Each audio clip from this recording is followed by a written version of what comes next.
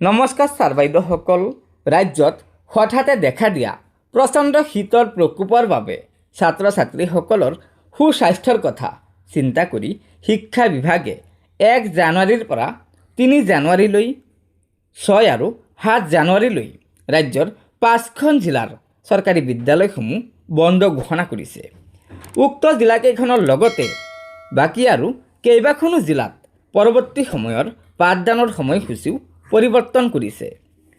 চৰকাৰী বন্ধ ঘোষণা কৰা জিলাকেইখন হৈছে ক্ৰমে কামৰূপ মেট্ৰ'।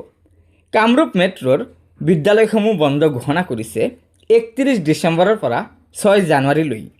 দ্বিতীয়তে আছে শ্ৰীভূমি জিলা। শ্ৰীভূমি জিলাৰ LP আৰু ME স্কুলসমূহ 1 জানুৱাৰীৰ পৰা 3 জানুৱাৰীলৈ বন্ধ ঘোষণা কৰিছে। তৃতীয়তে আছে কোকৰাঝাৰ জিলা। কোকৰাঝাৰ জিলাৰ সকলো ধৰণৰ চৰকাৰী বিদ্যালয় 1 জানুৱাৰীৰ পৰা 3 জানুৱাৰীলৈ শীতকালীন বন্ধ আছে। তাৰপিছত আছে মাজুলী জিলা। মাজুলী জিলাৰ সকলো ধৰণৰ চৰকাৰী শিক্ষানুষ্ঠান 1 জানুৱাৰীৰ পৰা 5 জানুৱাৰীলৈ বন্ধ থাকিব। তাৰপিছত আছে কাৰ্বি আংলং জিলা।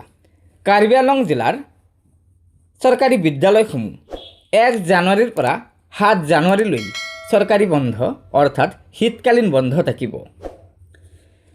উক্ত জিলাসমূহৰ লগতে অৰ্থাৎ বিদ্যালয়ৰ পাঠদানৰ সময়সূচী পৰিৱৰ্তন কৰা জিলাকেইখন হৈছে ক্ৰমে হাইলাকান্দি জিলা, গোলাঘাট, যোৰহাট, কাছাৰ জিলা, কামৰূপ মেট্ৰ', শ্ৰীভূমি জিলা, কোকৰাঝাৰ জিলা, কাৰ্বি আংলং জিলা আৰু মাজুলী জিলা।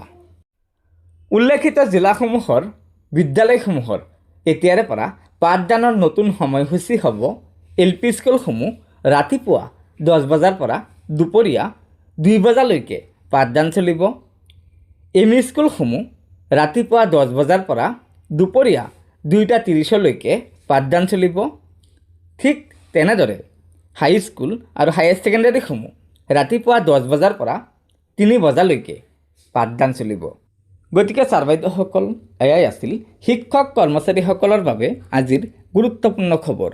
গতিকে লগৰ বন্ধুবৰ্গক এই ভিডিঅ'টো শ্বেয়াৰ কৰি আজিৰ এই গুৰুত্বপূৰ্ণ খবৰটো জনাই দিব আৰু নতুনকৈ অহা ছাৰ বাইদেউসকলে অনুগ্ৰহ কৰি আমাৰ এই চেনেলটো ছাবস্ক্ৰাইব কৰি ল'ব। ধন্যবাদ। জয় আই অসম।